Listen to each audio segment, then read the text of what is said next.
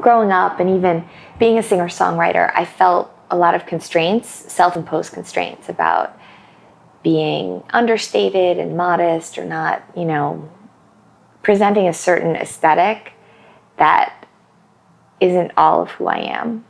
So I think that becoming a producer and producing my own music has enabled me to start putting forth everything I have, which feels great. For years, I was playing music under my given name, Julie Kathryn. It was kind of a folk Americana type style. I struggled to articulate what I wanted things to sound like, what I wanted the sonic landscape to be. And because I couldn't articulate that, it didn't sound exactly how I heard it in my head, and I felt disconnected.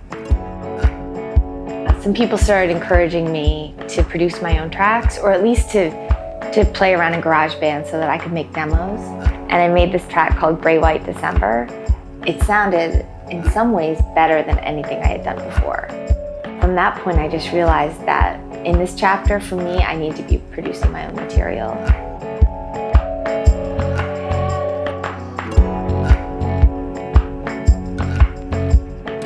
I learned Logic, I learned Ableton. I got really, really involved with Ableton. And I started doing little projects here and there for other artists. And then about a year ago, maybe over a year ago, I met Danny Marie, who's now my partner in Female Frequency. And we started talking about making an album that's created by women from start to finish.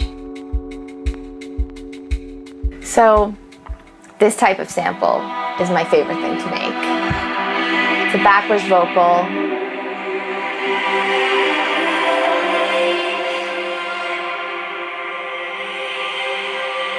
And then the minute that ends is where the bass kicks in.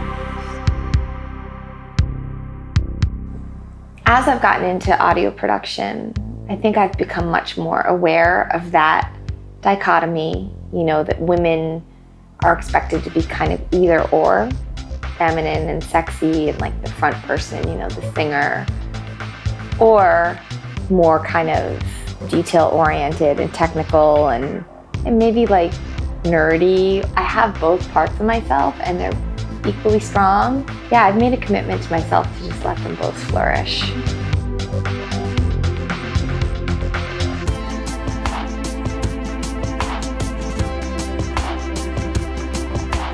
For years, if a sound guy addressed my guitar player instead of me, I internalized that as, oh, that's true, I'm a girl, I'm not as good a musician. I think I did. I never said that out loud to myself, but on some level, I know that I bought into that whole thing that women are somehow not as musically inclined on the technical side of things. And I don't believe that at all now. And, I do think all that's going to change.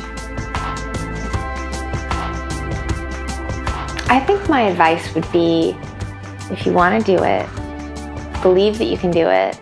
And I would also say don't get too hung up on terminology and technical aspects. Don't edit yourself.